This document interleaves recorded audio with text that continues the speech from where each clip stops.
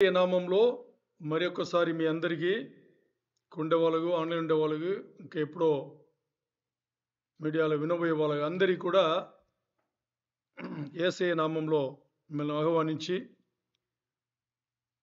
దేవుడు మనకు ఏర్పరచున్న ఈ వాక్య భాగం ఈరోజు ఏదైతే పరిశుద్ధ గ్రంథం నుంచి మన్నాను మనకు ఇచ్చి ఉన్నారో అది వినడానికి సిద్ధపడుతున్న ఈ సమయంలో దేవాది దేవుడు, మహాదేవుడు, గొప్ప దేవుడు, ఒకానొక దేవుడు, త్రియేక దేవుడు ఇట్టి రీతిలో మనల్ని సమకూర్చి మన అందరికీ ఆయన మనతో మాట్లాడబోయే ఆ వాక్య భాగం మన జీవితంలో అర్థవంతముగా దాన్ని తీసుకుని దాన్ని పని చేపించాలి, దాంతో మనం పని చేయాలి అనేది ఎరిగిన వారమై ఈ వాక్య భాగం మనం విందాం. పరిశుద్ధాత్మ దేవుని సహాయం సన్నిధి కోరి ఆయన లేకపోతే మనకు ఏది అర్థమయ్యేది కాదు. అపవాది ఏ విధముగా కూడా దేవుడి దగ్గర నుంచి వచ్చే ఈ మాటలను దొంగిలించకూడదని అపవాదిని యేసయ్య నామంలో ఆపివేసి త్రియేక దేవుని పేర్ల యేసయ్య నామంలో అడిగి వేడుకుని పొందినాము తండ్రి, ఆమెన్.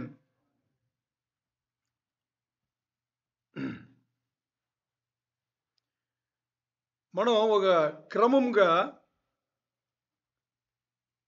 సమాపనం యొక్క రహస్యం గురించి మాట్లాడుతున్నాం కదా. 2 వారములు చూసాము, ఇది 3వ వారం, ఇంకొక 2-3 వారములు వెళ్తుంది. ఈ 3వ వారంలో ఈరోజు ఒకే ఒక్క అంశమును దేవుడు చాలా తేటగా మాట్లాడమని అవకాశం ఇచ్చి ఉన్నారు. ఎందుకంటే వేరే ఏదోదో మనం ప్రయత్నం చేసాము, ఈ వారం వేరేలాగా ఉండాలి అని చెప్పేసి దేవుడు అనుమతించలేదు. దేవుడు అనుమతించింది ఈ ఒక్క అంశమే. ఈరోజు ఏమని చూసుకుందాం. మనం సమాపనం యొక్క రహస్యం గురించి మాట్లాడేటప్పుడు పోయినసారి మనకి దేవుడిచ్చిన వాక్యం ఏంటి అని చూస్తే రహస్యం ఇచ్చాడు మనకి. రహస్యం ఏంటి అని చూసేటప్పుడు అది డైరెక్ట్గా రహస్యంలాగా మనకి అనిపించలేదు. మరి అదే రహస్యం. రహస్యం ఏంటి? పోయిన వారం ముందున వారం మనకు దేవుడు ఇచ్చింది రహస్యం ఏంటి అని చూస్తే ఏ పాపం కూడా శిక్ష లేకుండా వెళ్ళదు. ఏదన్నా పాపం చిన్న పెద్దది ఏదైనా కానీ శిక్ష లేకుండా ఉండదు. అదే రహస్యం. అంటే ఇప్పుడు మనం మాట్లాడే టాపిక్ వచ్చేసి, మాట్లాడే అంశం వచ్చేసి ఏంటి? క్షమాపణం యొక్క రహస్యం నుంచి మాట్లాడుతున్నాం. మరి క్షమాపణం ఒక రహస్యం వచ్చేసి ఏం చెప్తున్నారు? వాక్యం ఏం చెప్పింది? ఏ పాపం కూడా, మానవులు చేసిన ఏ పాపం కూడా శిక్ష లేకుండా ఉండదు అనేది రహస్యం. అంటే దాని అర్థం ఏంటి అంటే, ఇప్పుడు ఈరోజు మనకు వ్యతిరేకంగా ఎవరో ఏదో చేశారు, దాన్ని శిక్షించే అర్హత మనకు లేవు. ఎవరికి ఉంది? దేవునికే. మరి దేవుడు ఎలాంటి దేవుడని ద్వితీయోపదేశ కాండం 32:4 మనం చదువుకున్నాం. అది మళ్ళా తిప్పి ఏం చెప్పిందంటే, హీ ఈస్ ద రాక్. మన దేవుడు బండరాయి. బండరాయి అంటే ఇంకా కదలదు, అంత గొప్పవాడు. తర్వాత ఆయన చేసే కార్యములన్నీ సంపూర్ణమైనది, పరిపూర్ణమైనది. దాని తర్వాత ఆయన ఏం చేసినా కానీ న్యాయంగా చేస్తాడు, సరిగ్గా చేస్తాడు. Everything he does is just and fair అని ఇంగ్లీష్లో ఉంది. తర్వాత విశ్వాసమైన దేవుడు ఎప్పుడు తప్పు చేయడు. ఆ వచనం చెప్పింది. ఇంకా చెప్పింది, ఏం చెప్పింది? How just and upright he's, అంటే ఎంత న్యాయవంతుడు, ఎంత సరిగ్గా ఆయన తీర్పు తీరుస్తాడు అనేసి అక్కడ మళ్ళా ఆయన దేవుడు న్యాయవంతుడు అని. మరి ఇప్పుడు ఎవరినో ఒకరు చేసిన పాపం ఆయన వదిలిపెడతాడా? వదిలిపెట్టాడు. మరి మనం ఇలా మాట్లాడుతున్నాం. సమాపనం యొక్క రహస్యం వచ్చేసి దేవుడు ఎవరు ఏ పాపం చేసినా కానీ వదిలిపెట్టాడు, ఆయనే శిక్షిస్తాడు అని చెప్పేసి కదా.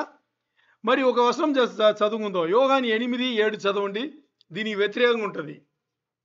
యోహాను 8:7 చదవండి.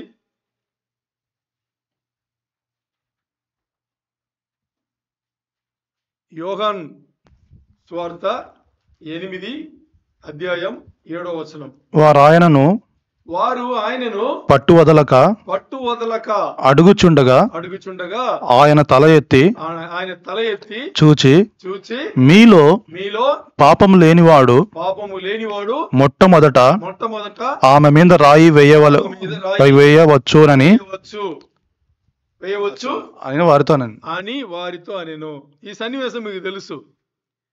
అంటే ఇశ్రాయేల్ జనాంగం కొంతమంది ఏం చేశారంటే, ఈ ఫరిసీయులు సదుకీయులు ఒక స్త్రీని తీసుకొచ్చారు యేసయ్య దగ్గర. యేసయ్య ఇక్కడ కూర్చున్నారు. స్త్రీని తీసుకొచ్చి వ్యభిచారం చేసింది. మీకు తెలుసు, ఈ కథ తెలుస్తుంది, కథ చెప్పాల్సిన అవసరం లేదు. ఆ సన్నివేశంలో ఆయన ఏం చెప్పారంటే, ఈ స్త్రీకి ధర్మశాస్త్రం ప్రకారం రాళ్ళతో కొట్టి చంపాలి. నువ్వేం చెప్తావు? నువ్వు ఉపదేశంలు బోధులు భయంకరంగా చేస్తున్నావు కదా, నువ్వేం చెప్తావు అని చెప్పి అడిగారు. అప్పుడు ఆయన ఏం చేశారంటే, వాళ్ళందరినీ చూసి నేలపైన అలా రాస్తూ మరి ఏం చేశారంటే చెప్పి ఏం చెప్తున్నారు, మీలో ఎవడి పాపం లేదో వాళ్ళు మొదటి రాయి వేయొచ్చు అని చెప్పారనమాట. బాగా అర్థం చేసుకోండి, ఇక్కడ ఒక నిజం దాగింది. మీలో ఎవరు పాపం చేయలేదో వాళ్ళు మొదటి రాయి వేయండి అని ఆయన చెప్పేసి మరి తల వంచుకుని ఆయన నేలపైన ఏదో రాస్తున్నారు. మీకు మిగతా కథ తెలుసు. ఒక్కడు మిగల్లా, ఒకటి తర్వాత అలా వెళ్ళిపోయారు. ముందు పెద్దవాళ్ళ నుంచి వెళ్ళిపోవడానికి స్టార్ట్ చేశారంట. ఏంటి? పెద్దవాళ్ళు. అక్కడ వచ్చిన వాళ్ళు పెద్దవాళ్ళు ఉన్నారు, చిన్నవాళ్ళు యవనస్తులు కూడా ఉన్నారు, అందరూ ఉన్నారు, చిన్నవాళ్ళు కూడా ఉన్నారు. సో యేసయ్య చెప్పగానే ప్రతి ఒక్కడికి వాడు చేసిన పాపం గుర్తొచ్చి గుచ్చుకుని నాకైతే అర్హత లేదని చెప్పేసి ఒక్కడొకడు అలా వెళ్ళిపోతే ఒక్కడు కూడా మిగలలేదంట. ఎవడు? చిన్నవాడు కూడా మిగలలేదంట. అర్థమైందా మీకు? మన అంశం ఇది కాదు. ఇప్పుడు మనం ఏం మాట్లాడుతున్నామో, ఎవరైనా పాపం చేస్తే దేవుడు శిక్షిస్తారు, దేవుడు న్యాయాధిపతి, సరైన దేవుడు, అందుకని శిక్షిస్తారని. మరి ఇక్కడ పాపం చేసింది అని చెప్పేసి ఓ స్త్రీని పట్టుకొస్తే యేసయ్య శిక్షించాడా? ఎందుకు మరి ద్వితీయోపదేశకాండం 32:4 యోహాను 8:7 తేడా ఉందే అనిపిస్తుంది కదా. ఇక్కడ అర్థం చేసుకోవాలి. దేవుడు న్యాయాధిపతి, దాంట్లో ఏ సందేహం లేదు మనకు. దేవుడు న్యాయస్తాడు, తీర్పులు సరిగ్గా తీరుస్తాడు. మరి ఇప్పుడు యేసయ్య శరీరధారిగా వచ్చిన ఉద్దేశం ఏంటి అని అర్థం చేసుకుంటే మనకి క్లారిటీ వస్తుంది. యేసయ్య శరీరధారిగా దేనికి వచ్చారు? శిక్ష వేయడానికి రాలా. పాపం చేసిన వాళ్ళను పాప పరిహారంగా ఆయన ఏం చేశారు? ఆయన్నే పాపం పరిహారం కదా, ఆయన్నే పాప పరిహారంగా వచ్చి అందరినీ క్షమించి రియలైజ్ చేయించి దేవుని యుద్ధకు చేర్చడానికి వచ్చారు. అందుకని ఈ వచనం తీసుకుని ఇది వ్యతిరేకంగా ఉందని మాట్లాడకూడదు. అర్థమైందా? సో ఇక్కడ యేసయ్య ఉద్దేశమే పాపం చేసిన వాళ్ళను క్షమించి ఏం చేయాలి? తండ్రి యుద్ధకు చేర్చాలి. ఇప్పుడు మనం మాట్లాడేది యేసయ్య గురించి, అంటే శరీరధారిగా వచ్చిన యేసయ్య గురించి కాదు, ఇంకా రాబోయే యేసయ్య గురించి. ఇంకా రాబోయే యేసయ్య ఎవరు? న్యాయాధిపతి, రాజులకు రాజువు, ప్రభులకు ప్రభువు, అలాంటి ఆయన వస్తున్నాడు. రాబోయే దేవుని గురించి, యేసయ్యని గురించి మనం మాట్లాడుతున్నాం. అర్థమైందా? వచ్చిపోయిన యేసయ్య దానికోసమే వచ్చారు, ఆయన పని పూర్తి చేసుకున్నారు. మరి రానున్న యేసయ్య దేనికి వస్తున్నారు? తీర్పు తీర్చడానికి వస్తున్నాడు, న్యాయాధిపతి అని ఆయన వస్తున్నారు. అర్థమైందా? ఓకే. ఇప్పుడు మనం చూసుకుంటే దేవుడు అన్యాయస్తుడు కాదు, న్యాయాధిపతి, తీర్పులు సరిగ్గా తీరుస్తాడు. అలాంటి దేవుడు పక్షపాతి అవుతాడా? ఆలోచన చేయాలి. పక్షపాతి అవుతాడా? అవడానికి ఛాన్సే లేదు. మరి ఈరోజు మనుషుల్లో ఏదో ఒక తప్పులు జరుగుతుంది, కొంతమంది తీసుకొస్తారు, పంచాయతీలు పెడతారు, తీర్పులు తీరుస్తారు. మరి తీర్పు తీర్చే అధికారం మనుషులకు ఉందా అంటే లేదు. అందుకే యేసయ్య అక్కడ కూర్చుని ఏం చెప్పాడు? మీలో ఎవరు పాపం చేయలేదో మొదటి రాయి వేయండి అని చెప్పింది. రీజన్ వచ్చేసి తర్వాత ఒకరొకరు అందరూ వెళ్ళిపోయి ఆ స్త్రీ మాత్రమే మిగిలింది. తప్పు చేసింది అని పట్టుకొచ్చిన స్త్రీ మాత్రమే అక్కడ మిగిలింది.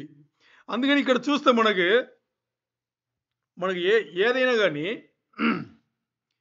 న్యాయం కరెక్ట్గా ఉండాలి అంటే తీర్పు తీర్చేవాడు పక్షపాతిగా ఉండకూడదు. అది ఒక్క దేవుని తప్పితే ఇంకా ఎవరు లేదు కదా.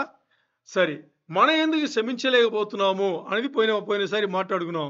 ఎందుకు మనం క్షమించలేకపోతున్నాం అంటే బాగా అర్థం చేసుకోండి. ఆదికాండం 1:26-27 ఏం చెప్పి ఆ వచనంలో ఏం చెప్తుందంటే, దేవుని యొక్క గుణగణనలు మనకు ఉంది కాబట్టి. ఇప్పుడు దేవుని గుణగణనలు ఏంటి? పాపమును సగించాడు, శిక్ష పడాల్సిందే. ఇప్పుడు అదే గుణగణనలు మనం కూడా ధరించుకున్నాం కాబట్టి మనకు అదే కదా ఇచ్చాడు ఆయన. ఇప్పుడు అది మన దగ్గర ఉంది కాబట్టి మనం ఏం చేస్తున్నాం? క్షమించలేకపోతున్నాము అనేది పాత నిబంధన వరకి.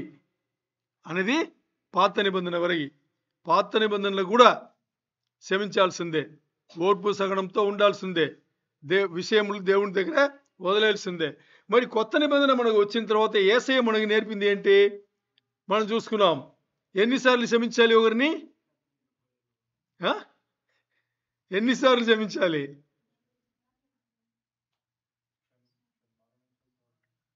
ఎన్నిసార్లు క్షమించాలంటే ఆ క్షమింపు సంపూర్ణమయ్యే వరకు క్షమిస్తూనే ఉండాలి. లెక్కలు నంబర్లు కాదు. 490 సార్లు నుంచి లెక్క వస్తుంది. ఆ లెక్క కాదు. ఆ లెక్కకు మన వాక్యం చెప్పింది ఏంటి? 10 అనేది సంపూర్ణత, 7 అనేది ఇంకా పరిపూర్ణత. ఈ రెండు కలిపితే ఎప్పుడు వస్తుంది? ఏ నంబర్లు వస్తుంది? ఈ సంపూర్ణం, పరిపూర్ణత ఏ నంబర్లు వస్తుంది? ఏ నంబర్ లేదు. అందుకని క్షమిస్తూనే ఉండాల్సిందే. ఎంతవరకు? ఆ వ్యక్తి దేవుని దగ్గర వచ్చేవరకు క్షమిస్తూనే ఉండాల్సిందే. అందుకని శిక్షించారు కదా, మనకి హక్కు మనకి దేవుడు ఇవ్వాల. ఇప్పుడు పోయినసారి రోమా 12:9 కూడా చూసుకున్నాం. ఒకసారి గుర్తు చేయండి. రోమా 12:9 చదవండి. రోమా 12:9. రోమన్స్ 12:9. నీ ప్రేమ నిష్కపటమైనది ఉండవలెను. చెడ్డదాని నసహించుకొనుచు చెడ్డదానిని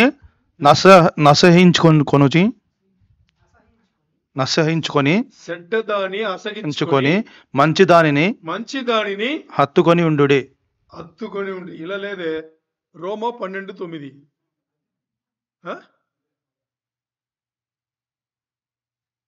లేదే. ఇంగ్లీష్లో వేరేలా ఉంది. రోమా 12:9. పోయినసారి మాట్లాడుకున్నాం. 11వ వచనం చదవండి. రోమా 12:11 చదవండి. ఆసక్తి విషయములో మాంద్యులు కాక ఆత్మయందు తీవ్రత గలవారై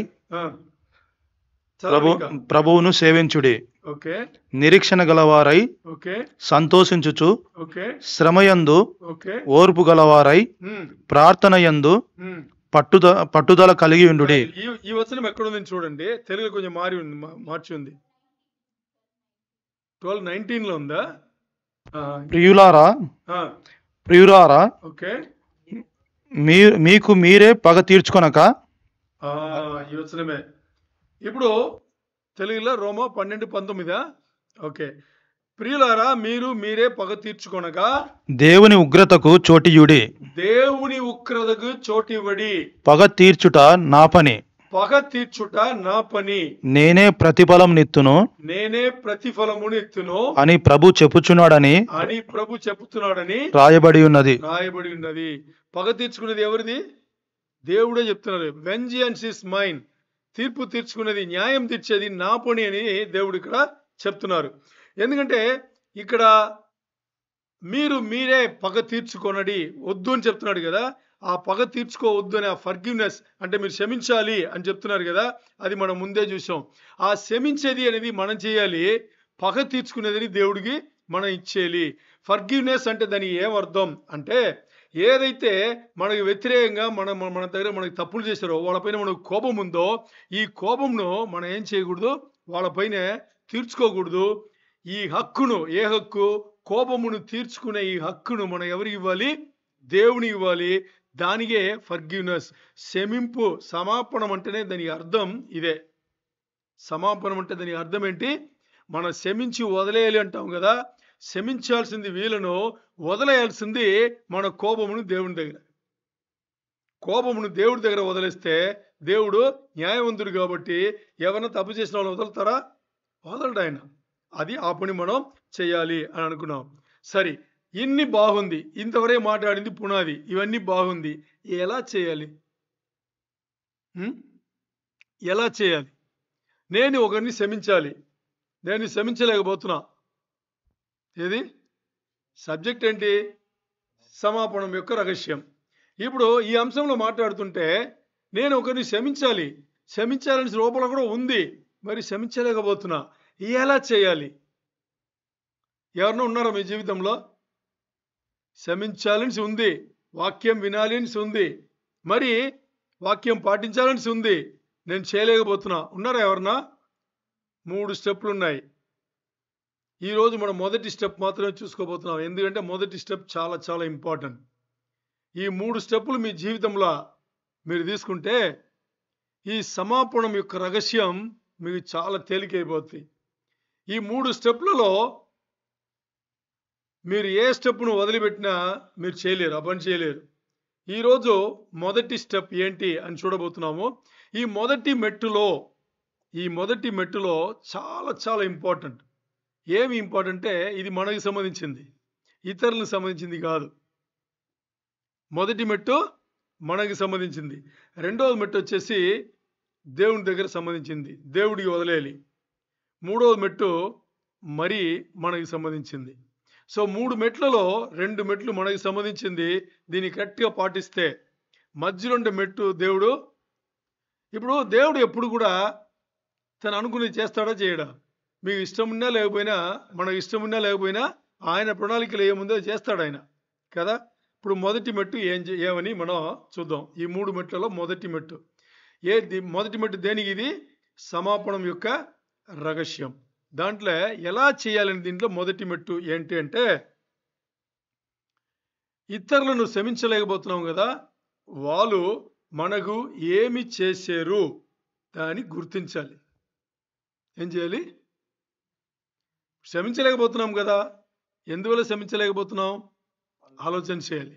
ఎందువల్ల క్షమించలేకపోతున్నాము అనేది ముందు మనం ఏం చేయాలి? ఏమి జరిగింది? ఇతరులను నేను క్షమించలేకపోతున్నాను, వాళ్ళు నాకు ఏమి హాని చేశారు, నాకు వ్యతిరేకంగా చేసింది ఏంటి, దానివల్ల నాకు ఏమి హర్ట్ అంటే తెలుగులో ఏం చెప్పాలి? హర్ట్, గాయపడడం. ఇప్పుడు ఇతరులు నాకు ఏదో చేశారు, నాకు లోపల గాయపడింది, ఇది ఏంటని నేను గుర్తించాలి. మొదటి మెట్లో ఇది నేను గుర్తించలేదనుకోండి, ఇది గుర్తించలేదు అనేటప్పుడు ఇప్పుడు ఏదన్నా ఓ విషయం గుర్తిస్తేనే కదా దాంట్లో ఏం చేయాలని తెలుసు. గుర్తించనే లేదు, వాళ్ళని చూస్తేనే నచ్చలేదు, దాంతో ఆగిపోతే ఎందుకు నచ్చలేదు, వాళ్ళు ఏం చేశారు, వాళ్ళు ఏం చేసి లోపల మనకు గాయపడింది, ఇవన్నీ మనం ఆలోచన చేయాలి కదా. ఆలోచన చేయకుండా క్షమింపు అనేది తర్వాత వస్తుంది, చివరిలో వస్తుంది క్షమింపు అనేది. బట్ దాని ముందు చాలా విషయాలు జరుగుతుంది. దీనికి ఉదాహరణ చెప్పాలంటే, ఇప్పుడు సూది ఉంది కదా, సూది హాస్పిటల్కి వెళ్తే తప్పదు, వేసుకుంటాం కదా. ఏంటంటే ఏదో ఉంటుంది, డాక్టర్ వేయాలంటాడు, వేసుకుంటాం. మరి ఇంట్లో కూర్చునేటప్పుడు మన దగ్గర కూర్చున్న వాళ్ళు, తల్లిదండ్రులు అవ్వచ్చు, భార్యాభర్తలు అవ్వచ్చు, పిల్లలు అవ్వచ్చు, ఒక గట్టిగా సూది తీసుకొచ్చి గుచ్చితే ఎలా ఉంటుంది? ఎలా ఉంటుంది? ఓకే. ఇప్పుడు మనకి ఫస్ట్ వచ్చేది ఏంటి? కోపం. ఫస్ట్ ఏమొస్తుంది? కరెక్ట్గా చెప్పారు, కోపం వస్తుంది. ఈ కోపం మనకి ముందు సూది గుచ్చిన దాని నుంచి కోపం వచ్చేవరకు లోపల ఏం జరిగిందని మీకు తెలుసా? మన శరీరంలో ఏం జరిగింది తెలుసా? సూది గుచ్చేసాడు అన్న దీని మీద కోపం కాదు. గుచ్చితే గుచ్చిన వెంటనే నొప్పి వస్తుంది. నొప్పి ఎప్పుడు వస్తుంది తెలుసా? ఎంత ప్రాసెస్ ఉండి శరీరంలో సూది ఇక్కడ తగిలింది అనుకోండి, సూది తగిలింది ఇక్కడ, ఏది ఎక్కడో శరీరంలో తగిలింది, ఎక్కడో తగిలింది, తెలియని గుచ్చారు. గుచ్చగానే ఈ గుచ్చి సూది లోపల వెళ్ళేటప్పుడు అక్కడి నుంచి అక్కడి నుంచి నర్వ్స్, నరాలు ఉన్నాయి కదా, నరాల ద్వారా సెన్స్ ఉంటుంది మనకి.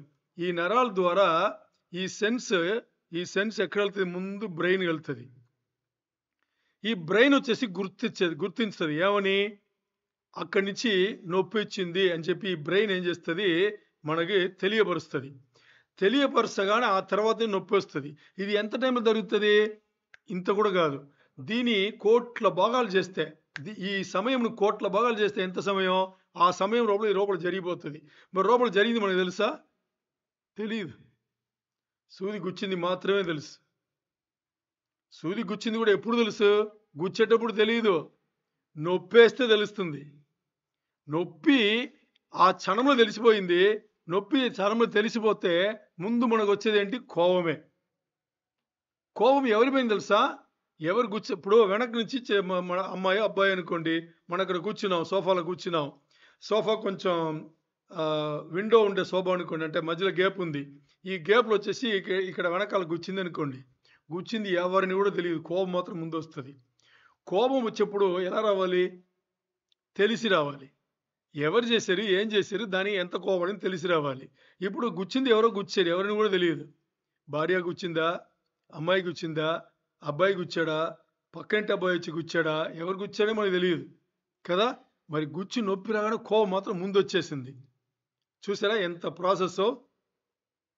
ఇప్పుడు అలాగా మనకు ఎవరో వ్యతిరేకం చేశారు. అది మనకి ముందు వచ్చింది ఏంటి? కోపమే. ఈ కోపము ముందు జరిగింది అన్నీ ఉన్నాయి కదా, అదే ఈరోజు మొదటి అంశం. కోపం ముందు జరిగిన విషయాలు ఉన్నాయి కదా, దాన్ని గుర్తించాలి. అదే acknowledge what was done to you. మీకు ఏమి జరిగిందని ముందు మీరు గుర్తించండి. ముందు ఏమి జరిగింది మీకు అని మీరు తెలుసుకోండి. దేంట్లో ఎవరో మనకు హాని చేశారు, ఎవరో మనకు వ్యతిరేకం చేశారు, వాళ్ళని క్షమించలేకపోతున్నాం. వాళ్ళు ఏం చేశారు, మీకు ఏమి జరిగింది, అది జరిగిన దాని వల్ల మీరు ఏం గాయపడ్డారు అనేది మీరు గుర్తించండి. ఇది మొదటి మెట్టు. అర్థమైందా మొదటి మెట్టు? ఇప్పుడు ఓకే. ఇప్పుడు దాని గురించి మనం మాట్లాడుకుంటే ఏంటి అని చూస్తే, ఇప్పుడు మనం మాట్లాడుకున్నాం సూది గుచ్చగానే ముందు మనకు ఏమవుతుందంటే కోపం వస్తుంది అన్నారు. ఇవన్నీ జరిగిపోద్ది, పెయిన్ అన్నీ జరిగిపోద్ది. మరి కోపం ముందు వస్తుంది మనకి. ఈ కోపం ముందు వచ్చేసి భావోద్వేగంలో కోపం అనేది ఇది ఒక భావోద్వేగం. ఈ భావోద్వేగం 3 విషయాల్లో వస్తుంది, 3 విషయాల పైన వస్తుంది. ఈ కోపం అనేది రెండవది వచ్చేది. మరి దాని ముందు లోపల జరిగిన ప్రాసెస్ ఏంటంటే, ఒకటి భయం వచ్చింది, లేకపోతే ఫ్రస్ట్రేట్ అయ్యాము, లేకపోతే గాయపడ్డాం. ఫ్రస్ట్రేట్గా ఏం చెప్తారు? సిరాకు. ఇప్పుడు ముందుగా సూది గుచ్చగానే కోపం మాత్రమే మనకు తెలిసింది. మరి దాని ముందు లోపల జరిగిన ప్రాసెస్ ఏంటి? ఒకటి మనకి భయపడ్డాము ఏం జరిగిందో అని, లేకపోతే సిరాకు వచ్చింది ఏంటిది అని చెప్పేసి, లేకపోతే మనకి లోపల ఎవరిది, ఎందుకు ఇలా చేశారు అనే లోపల గాయపడిపోయాం. ఈ మూడిట్లో ఏదో ఒకటి వస్తే గానీ కోపం రాదు. ఈ 3 లోపల జరిగేది, బయటికి చూపించేది కోపం. అర్థమైందా మీకు కదా? ఇప్పుడు చూడండి, మోస్ట్లీ మనకి లోపల గాయపడేదే చాలా పెద్ద ఇబ్బందిగా ఉంటుంది. లోపల గాయపడతాం కదా, ఈ గాయపడితే ఈ పుండు మాత్రం ఆరదు. చిరాకు పడితే మర్చిపోతాం కదా, చిరాకు వస్తే మనం మర్చిపోతాం. భయం వచ్చిన దాని విషయంలో తెలిస్తే మనం వదిలేస్తాం. మరి లోపల మాత్రం గాయపడిపోతే అది మనం దాన్ని అస్సలు తీసివేయడానికి నా వల్ల కాదంటాం. ఎందుకు? అంత డ్యామేజ్ లోపల జరిగింది. ఈరోజు మనం మాట్లాడబోయేది ఆ అంశం పైననే. ఎవరినో ఒకరు మనను గాయపరిచినా మనకు కోపం వస్తుంది. ఎవరినో ఒకరు మనల్ని ప్రేమించలేదన్నా మనకు కోపం వస్తుంది. ప్రేమ అనగానే అమ్మాయి అబ్బాయిల ప్రేమ కాదు. మామూలుగా మీరు కుటుంబంలో ఉండేవాళ్ళు, పక్కనింటి వాళ్ళు, పొరుగింటి వాళ్ళు, సమాజంలో కూడా ఎవరన్నా మనకు ప్రేమ లేకుండా మాట్లాడితే మనకు కోపం వస్తుంది. కొన్ని కోపములు మనం అక్కడే చూపించేస్తాం, కొన్ని కోపములు లోపల పిచ్చివాళ్ళలాగా అని చెప్పేసి వెళ్ళిపోతాం. అర్థమైందా? చూడండి, 2 ఎత్తు మాట్లాడా. ఏంటి? ఒకటి, ఎవరన్నా మనల్ని గాయపరిచినా మనకు కోపం వస్తుంది, లేదు ఎవరన్నా మనల్ని ప్రేమించలేదన్నా మనకు కోపం వస్తుంది. అంటే ఎవరన్నా ప్రేమించలేదని చాలా సున్నితమైన విషయం, ఎవరినో మనం గాయపరిస్తే భయంగా ఆక్రోశం వచ్చే విషయం అనమాట. రెండిట్లో కూడా మనకి కోపం వస్తుంది. సరే, ఇప్పుడు ఇలా గాయపడింది, లోపల గాయపడింది. బాగా అర్థం చేసుకోండి. లోపల ఆల్రెడీ గాయం అయిపోయింది. లోపల గాయమైన తర్వాత ఎందువల్ల ఈ గాయపరచబడింది అని మనకి తెలియలేదంటే దాన్ని తీర్చగలమా? దాన్ని డీల్ చేయగలమా? చేయలేము. దాన్ని డీల్ చేయలేమంటే చేయలేము. ఉదాహరణకి ఒకటి చెప్దాం. ఉదాహరణకి ఒకటి చూస్తాం. ఇప్పుడు ఒక వ్యక్తి బంగారం, ఉంగరం ఉంది కదా, ఉంగరం అంటాం కదా. ఈ బంగారం బాగా వెయిట్‌గా చేసుకున్నాడు. 2 సవరణలు చేసుకున్నాడు. ఏమన్నా చేసుకుంటాడా? చేసుకున్నాడు 2 సవరణల. చేసేటప్పుడు కొంచెం లూజ్‌గా చేసుకున్నాడు. ఏదో తాడు గీడ వేసుకున్నాడు. ఇది పోను ఏమైంది, కొంచెం లూజ్ అయింది. ఒకరోజు ఒక చోట్ల పడిపోయింది. అది సాయంత్రం 7, 8 గంటలకు పడిపోయింది. పడిపోతే ఓకే. పడిపోయింది కదా, వెతుకుతున్నాడు. ఏం చేస్తున్నాడు? వెతుకుతున్నాడు. వెతికితే అప్పుడు బయటలేనమాట. ఓకే. వెతుకుతున్నాడు. అంటే వెతికితే సాయంత్రం 7, 8 అంటే లైట్ ఉండాలి కదా. సో, లైట్ కింద వాడు వెతుకుతున్నాడు. వెతుకుతుంటే ఇప్పుడు వెళ్ళేవాళ్ళు వచ్చేవాళ్ళు ఉంటారు. ఏంట్రా బాబు ఏం వెతుకుతున్నావు? గ్రామం అంటే ఇలా 2 సవరణలు, 2 తోలాలు అనుకోండి. 2 తోలాలు బంగారం ఉంగరం పడిపోయింది. అందుకని వెతుకుతున్నాను అన్న. ఇప్పుడు ఏమైతుంది కాసేపు 7, 8 గంటల కంటే ఇంకా వచ్చేవాళ్ళు వెళ్ళేవాళ్ళు ఉంటారు కదా. పెద్ద గుంపు 2 తోలాలు కదా. కొంతమంది దొరికితే వాడు ఇచ్చేయాలని వెతుకుతారు. ఇంకొంతమంది ఏం చేస్తారు? దొరికితే సరే చిన్నదే కదా, పాకెట్‌లో వేసి వెళ్ళిపోవచ్చు అని అనుకోవచ్చు. సో, చాలా మంది వెతుకుతున్నారు. గంట, 2 గంటలు వెతికితే అస్సలు దొరకల. ఆ గుంపులో వినయమైన వాడు వీడి దగ్గర అడిగాడు. "నువ్వు ఎక్కడ దాన్ని పోగొట్టుకున్నావు, నీకు గుర్తుందా?" అని అడిగాడు. అప్పుడు ఆ వ్యక్తి చెప్పింది, "అదో అక్కడన్నాడు." ఎక్కడ? ఒక ఫర్లాంగ్ దూరంగా చూపించి చీకటిగా ఉంది. అక్కడ పోగొట్టుకున్నానన్నాడు. మరి ఇక్కడెందుకురా వెతికావు అంటే, ఇక్కడ వెలుతురుంది కాబట్టి ఇక్కడ వెతికానన్నాడు. దొరుకుతదా? పోనీ ఆ చీకట్లో ఇంత గుంపెళ్ళి అక్కడ వెతికిన అక్కడ దొరుకుతదా? అది వేరు కదా. మరి వాడు వెతికే చోట దొరుకుతదా? దొరకదు. ఆలోచన చేయండి. లోపల ఎవరో మనకు వ్యతిరేకించారు. ఎవరో మనకు హాని చేశారు. ఎవరో మనకి తప్పుడుగా ఏదో మనకు చేసుకున్నారు. మనతో చేసుకున్నారు. ఇప్పుడు అది ఏంటి? ఎందువల్ల లోపల గాయపడింది అనేది నాతో వెతికి నేను ఆ కారణం తెలుసుకోలేదంటే బయట తెలుసుకోగలనా? వేరెక్కడన్నా తెలుసుకోగలనా? నాకే తెలియాలి.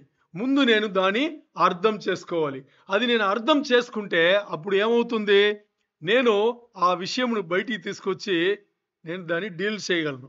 దాని విషయంగా నేను ఏదన్నా ఏం చేయొచ్చు? చివరిగా అంటే దాని నిర్ణయాలు తీసుకోవచ్చున్నాను. దీన్ని నేను దీన్ని పెట్టుకోవాలా, దేవునికి ఇవ్వాలా, వదిలేయాలా, ఏం చేయాలి, క్షమించాలి, ఇవన్నీ మనకు తెలుస్తుంది. మరి నేను లోపల పెట్టుకుని నాకు వాళ్ళు ఏమి చేశారు, ఏమి చేయలేదు అని నేను అనుకోకుండా అలాగే చేశారు, నేను ఒప్పుకోను, వాళ్ళు అదే చేశారు, నేను ఒప్పుకొని అలా పై వెళ్తే సమాపణ మనం చేయలేము. అంటే ఇప్పుడు ఏం చేయాలి అంటే, అప్పుడు ఇది ఏమవుతుందంటే, ఈ అవగాహన మనకు కలిగి ఉండలేదంటే, ఏ అవగాహన? ఎవరో ఒకరు నాకు హాని చేశారు, వ్యతిరేకంగా నడుచుకున్నారు, నాకు లోపల గాయపడింది, హర్ట్ అయ్యాను నేను. అంత అర్థమైందా? నాకు గాయపడింది. ఎందువల్ల ఈ గాయపడింది అని నాకు తెలియలేదు అనేటప్పుడు ఏమవుతుందంటే, సంవత్సరములు అలాగ ఉండి ఆ తీరని కోపం, బాగా అర్థం చేసుకోండి, ఒక అంశమే బాగా అర్థం చేసుకోండి. ఆ తీర్చబడని కోపం, ఆ తీరని కోపం ఉందే, అది చేదును కలిపిస్తుంది. బిట్టర్నెస్, చేదును తీసుకొచ్చింది వాళ్ళపైనే. అంటే అది డీల్ చేయలేదనేటప్పుడు సంవత్సరములు దాని లోపల పెట్టుకుని వాళ్ళంటే అసహ్యం, వాళ్ళంటే నేను చూడను, వాళ్ళ దగ్గరికి వెళ్ళను, వాళ్ళ మాటలు మాట్లాడను అని అలా పెట్టి లోపల ఉండి ఆ కోపం ఏమైంది అంటే తీర్చబడని కోపం, తీరని కోపం. అది అలాగ ఉండి ఇంకా వాళ్ళ సైడ్ ఏదైనా కానీ నాకు నచ్చదు. వాళ్ళు మనకు మంచిదే చేసినా మనకి నచ్చదు. ఎందుకంటే ఇక్కడ కోపం ఆర్లా, తీరని కోపం అలా ఉండి ఒక నిరంతరమైన చేదును తీసుకొచ్చింది. మరి ఇప్పుడు ఏం చేయాలి? ఈ ఈ తీరని కోపమును ఇప్పుడు డీల్ చేయాలి. ఇది మనం గుర్తించాలి. ఎందువల్ల నాకు గాయపడింది అని గుర్తిస్తేనే దాన్ని మనం ఏమన్నా చేయగలం. ఇప్పుడు ఈ తీర్చబడిన కోపం ఉంది కదా! దీన్ని మనం తీర్చాలంటే ఎక్కడ వెళ్ళాలంటే, ఎక్కడ మొదలైందో అక్కడికి వెళ్ళాలి. ఏమి మొదలైంది? మనకి ఎవరైతే మన క్షమించలేని పరిస్థితిలో మనం ఉండడానికి ఎవరైతే మనకి ఏమి చేశారో, మొదటిగా ఏమి చేశారు అని మనం గుర్తుపెట్టుకోవాలి. దాన్ని మనం రికాల్ చేయాలి. ఆ విషయం రికాల్ చేస్తే అంటే సోర్స్‌గా వెళ్ళిపోవాలి. ఇప్పుడు ఈ ఉంగరం ఎక్కడో వాడు పోగొట్టుకుని వెతికింది ఎక్కడ? లైట్ కింద. లైట్ ఉందని చెప్పేసి. ఎక్కడ వెతకాలి? చీకట్లో ఎక్కడ పోగొట్టుకున్నారో అక్కడ టార్చ్ లైట్లు పెట్టి వెతకాలి. ఆ సోర్స్‌కి మనం వెళ్ళాలి. మన లోపల ఎప్పుడో వాళ్ళు గాయపరిచారు కదా! ఆ గాయపరిచిన మొదటి సంభవం ఏంటి? ఎందువల్ల గాయపడింది? అని ఆ సోర్స్‌కి మనం వెళితే గాని మనం దీని గురించి ఒక నిర్ణయముగా రాలేము. ఇప్పుడు ఇలా రాకుండా తర్వాత వాళ్ళు ఏమి చేసినా మనకి నచ్చగా 1, 2 అయ్యి, 2, 10 అయ్యి, 10, 100 అయ్యి, 100, 1000 అయ్యి ఇంకా వాళ్ళు ఏం చేసినా మనకు నచ్చదు. ఎందుకు? తీరని పుండు, ఆరని పుండు ఉంది. తీరని కోపం లోపల ఉంది కాబట్టి చేదు ఎప్పుడు ఉంటూనే ఉంది. ఇప్పుడు దీనికి మనం ఏం చేయాలి? బాగా అర్థం చేసుకోండి. దీనికి మనం ఏం చేయాలి? ఇలాంటి వాతావరణంలో వాళ్ళని క్షమించాలంటే ఏం చేయాలంటే ఈ మొదటి మెట్టులో మనం మనకు హానెస్ట్‌గా ఉండాలి. మనకు హానెస్ట్‌గా ఉండాలి. అంటే ఏంటి? నాకు హానెస్ట్‌గానే కదా ఉంటాను. ఎంతమంది ఉన్నారు అలా? నేను ఎప్పుడు నాకు హానెస్ట్‌గానే ఉంటాను అని అనుకునే వాళ్ళు ఎంతమంది ఉన్నారు ఇక్కడ? ఇదే పెద్ద పొరపాటు. మన హానెస్ట్‌గా ఉండం. ఎందుకు మనం ఇతరులను క్షమించలేకపోతున్నామంటే మనకు హానెస్ట్‌గా ఉండం. హానెస్ట్ ఏం చెప్తారు తెలుగులో ఎవరైనా తెలుసా? హ్మ్? హ్మ్. మనకి యథార్థంగా ఉండాలి. ఉండగలమా? ఎప్పుడు ఉండలేము. మనకుండే ప్రాబ్లమే అది. మనకుండే ప్రాబ్లమే అది. ఈ మొదటి మెట్టులో ఎందుకంటే రెండవ మెట్టుకు మనం వెళ్ళే ముందు మొదటి మెట్టులో మనకు హానెస్ట్‌గా యథార్థంగా లేదు అనేటప్పుడు ఆలోచన చేయండి. మనకే యథార్థంగా లేదు. ఇంకోటి ఎలా యథార్థంగా ఉంటాం? ఉండగలమా?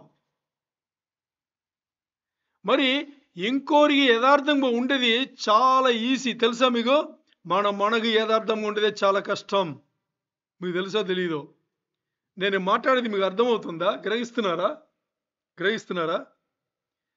మనం ఇంకోరి దగ్గర యథార్థంగా ఉండేది చాలా తేలిక. నటించేసి వెళ్ళిపోతాం కొన్ని సమయములలో. నిజంగా ఉండేది చాలా తేలికనే ఉండొచ్చు. మరి మనకు అని వచ్చేటప్పుడు అన్ని అడ్వాంటేజెస్ తీసుకుంటాం. అంటే అన్ని సౌకర్యములు కల్పించుకుని నిర్ణయాలు తీసుకుంటాం. ఎందుకంటే మనమే గదా! మనల్ని అడిగేవాడు ఎవడు లేడు గదా! ఇప్పుడు మన ఇంకోడితో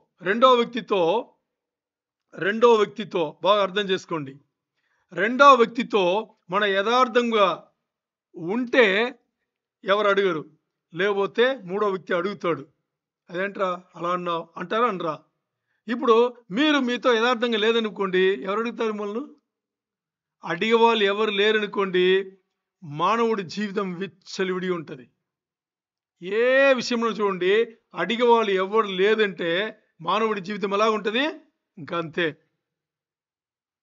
పిల్లలను ఎందుకు చిన్న నుంచే క్రమశిక్షణలో పెడతారు? క్రమశిక్షణలో పెడతారు. ఎందుకు పెడతారు? ఆలోచన చేయాలి. పిల్లలు అలాగా క్రమశిక్షణలో మీరు పెట్టకుండా వదిలేస్తే అడవిలో ఒక అబ్బాయిని వదిలేసి వాడు ఎలా అవుతాడో అలాగే వీళ్ళు కూడా అవుతాడు. తెలుసా మీకు? క్రమశిక్షణలో తల్లిదండ్రులు పెట్టుకుని స్కూలుకి పంపించడం అది ఇవన్నీ చేయడం కారణం అదే. చిన్న నుంచి అలవాటు అవ్వాలని. ఇక్కడ మానవుడికి ఉండే నిజమైన ఒక గుణగణనలు ఏంటి అంటే తనకు యథార్థంగా ఉండడు. బట్ ఇక్కడ వాక్యం ఏం చెప్తుంది? మొదటి మెట్లో మనకు యథార్థంగా ఉండాలి. ఎందుకు అంటే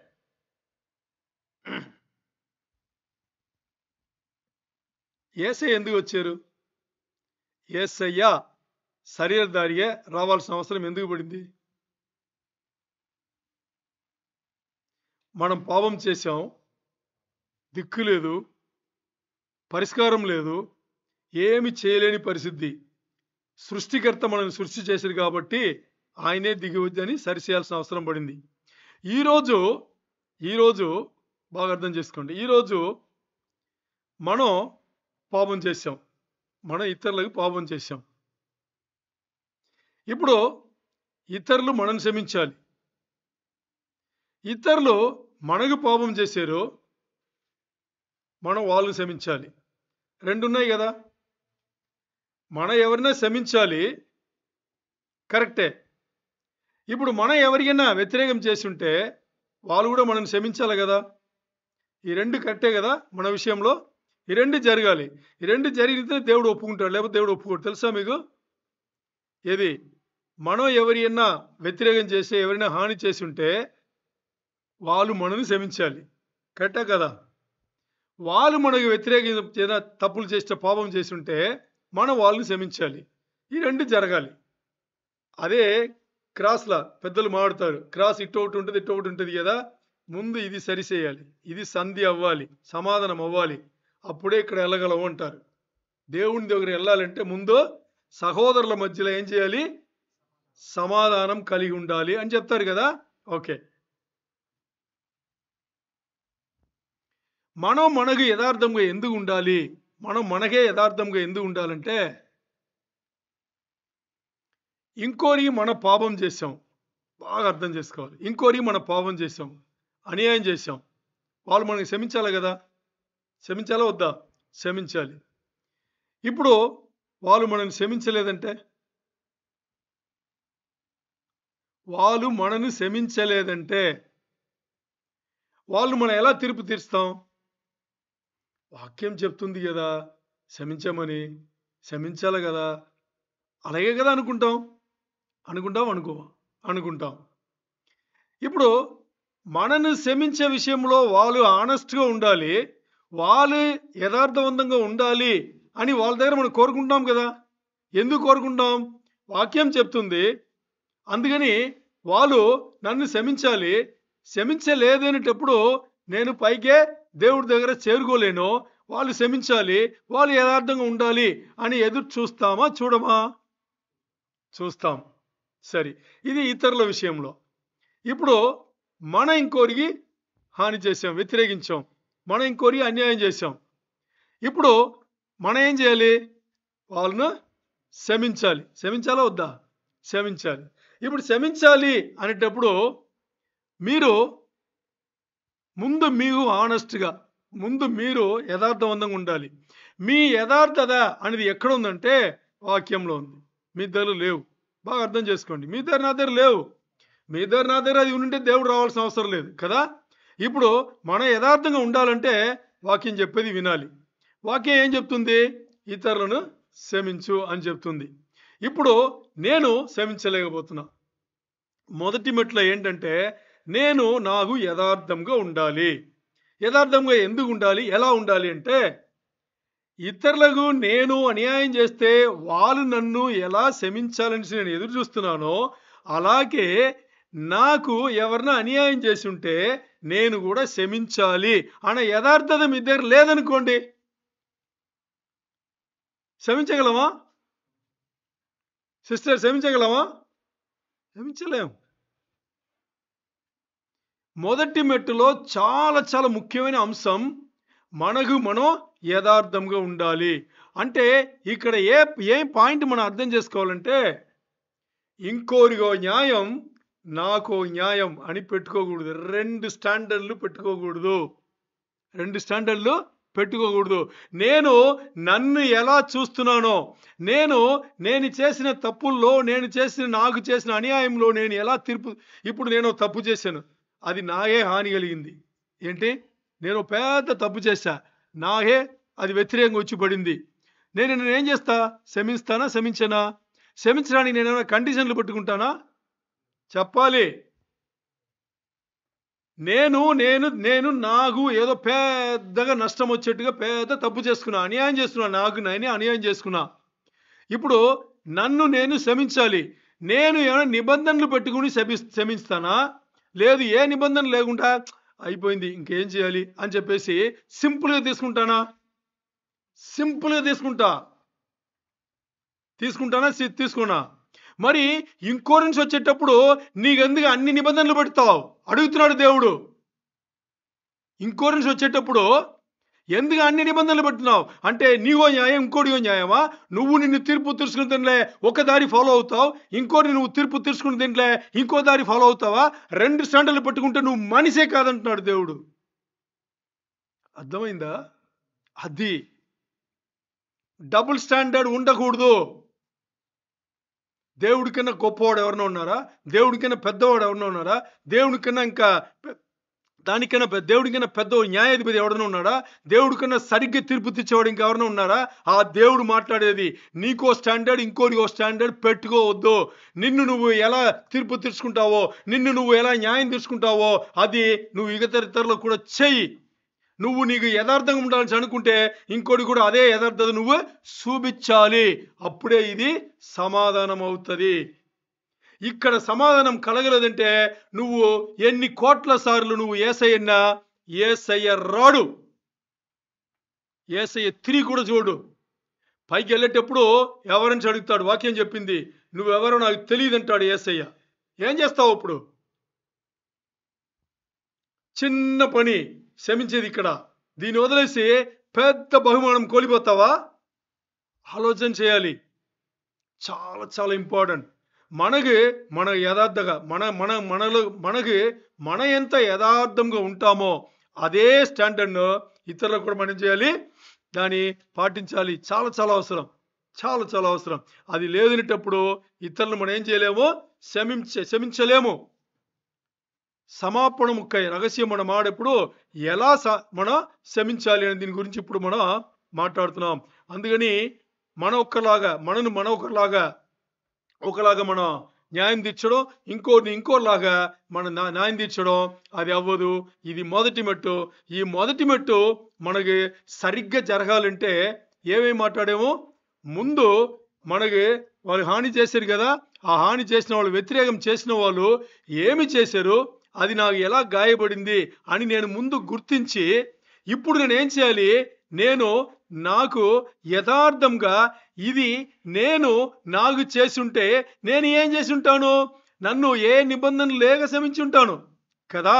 మరి వాళ్ళు ఇదే స్టాండర్డ్లా వాళ్ళను కూడా నేను ఏం చేయాలి, క్షమించాలి. నాకు న్యాయం ఇంకోరికి న్యాయం అని వెళ్ళకూడదు. వెళ్ళడానికి దేవుడు అనుమతించలేదు. అర్థమైందా మీకు? ఎందుకంటే మనం మొదటి మెట్టులో ఎంత యథార్థంగా ఉన్నామో బాగా అర్థం చేసుకోండి. మొదటి మెట్టులో ఎంత యథార్థంగా ఉన్నామో అది మనం రెండో మెట్టుకు తీసుకెళ్తుంది. రెండో మెట్టుకు తీసుకెళ్లాలంటేనే ఇక్కడ మనకు యథార్థంగా ఉండాలి. మనకు మాత్రం కాదు, ఇతరుల పైన కూడా మనం ఎంత యథార్థంగా ఉన్నామో అదే యథార్థత మనం ఏం చేయాలి, ఇంకో వ్యక్తి దగ్గర కూడా మనం చూపించాలి. డబుల్ స్టాండర్డ్ అంటారు కదా, అది ఉండకూడదు. డబుల్ స్టాండర్డ్ ఉండకూడదు. డబుల్ స్టాండర్డ్ అంటే మీకు అర్థం అవడానికి ఓ మాట చెప్తా. ఇప్పుడు తల్లిదండ్రులు ఉన్నారు, ఒక అమ్మాయి ఓ అబ్బాయి అనుకుందాం, లేదు 2 అమ్మాయిలు లేదా 2 అబ్బాయిలు అనుకుందాం. ఇప్పుడు తల్లిదండ్రులు ఒక్క అమ్మాయిని సరిగ్గా చూసి ఇంకో అమ్మాయిని పక్షపాతంగా చూస్తారా? అలాగా చూస్తారా? చూడరని చెప్తాము. ఒకవేళ చూస్తే చూడొచ్చా? అలాగా చూడకూడదు, పెద్ద తప్పది. మరి ఇతరుల విషయంలో అలాగా ఉండకూడదని మనం ఆడప్పుడు మన విషయంలో మనను ఒక్కలాగా చూసుకుని ఇంకోలాగా చూస్తే ఎలా ఉంటుంది? అది అలా ఉండకూడదు. అలా ఉంటే ఈ క్రాస్లో ఉండే ఈ హొరిజాంటల్ అంటాం కదా, ఏమంటారు తెలుగులో? సమానత్వం. తెలుగులో దీని హరిజాంటల్ అంటే తెలుగులో పదం ఉంది, నాకు ముందు తెలుసు, ఇప్పుడు మర్చిపోయాను. అది మనకు కుదరదు, సెట్ కాదు. అలా అనేటప్పుడు సహవాసం ఎలా కుదురుతుంది? ఇప్పుడు ఆలోచన చేయాలి. సొంత ఇంట్లో సొంత వాళ్ళతో మన సమాధానంగా లేని వాళ్ళు ఇతరులతో ఎలా ఉంటామండి? సొంత ఇంట్లో సొంత వాళ్ళతో మనం ఉండలేకపోతే ఇతరులతో మనం చేసేది నటిస్తున్నాము అంతే. దీనికి కొత్తగా చెప్పాల్సిన అవసరం లేదు. సో మొదటి మెట్టులో మనకు యథార్థంగా ఎంత యథార్థంగా ఉన్నామో అదే యథార్థంగా మన ఇతరులతో కూడా ఉంటే అది రెండవ మట్టికి తీసుకెళ్తుంది. లేకపోతే రెండో మట్టికి తీసుకెళ్ళదు. రెండో మట్టి ఏంటి అంటే ఏదైతే ఏదైతే మన లోపల గాయపడి ఉన్నామో ఇతరులకు సంబంధించి దాన్ని దేవుడి దగ్గర ప్రార్థన ద్వారా తీసుకెళ్ళడం. ఇప్పుడు మన ఇక్కడ సరికి లేదంటే దేవుడి దగ్గర ఆ ప్రార్థన వెళ్తుందా? ఆలోచన చేయాలి. వెళ్ళదు. మీరు చేసుకోండి. మీరు చేసుకోండి. ఎంతైనా చేసుకోండి. వెళ్ళదు. మీకు తృప్తి వస్తది. ఏమని? నేను ప్రార్థన చేశాను. నేను దేవునికి అప్పగించానని చెప్పేసి మీకు ఇక్కడ మనసులో భారం తక్కువవుతది గానీ, అది దేవునికి చేరాలి గదా! మీ వరకి మీకు మనసులో భారం నిండి, మీకు తక్కువయ్యి, మీకు నిండి, మీకు తక్కువయ్యి ఏం ప్రయోజనం? పర్మనెంట్‌గా అది పోవాలి గదా! పోవాలంటే ఏం చేయాలి? ఏదైతే మనం ప్రార్థనలో పెట్టామో అది దేవునికి చేరాలి. దేవుడు సమాధానం ఇవ్వాలి. మరి ఇక్కడ మొదటి మెట్టులోనే మనకు యథార్థంగా లేదు అనేటప్పుడు రెండో మెట్టుకు ఏదైతే యథార్థంగా ఉన్నామో దాన్ని దేవుడి దగ్గర తీసుకెళ్ళాలి. యేసయ్య దగ్గర తీసుకెళ్ళాలి. మరి ఇక్కడ యథార్థత లేనిటప్పుడు దేవుడికి వెళ్తదా? దేవునికే మహిమ కలుగును గాక.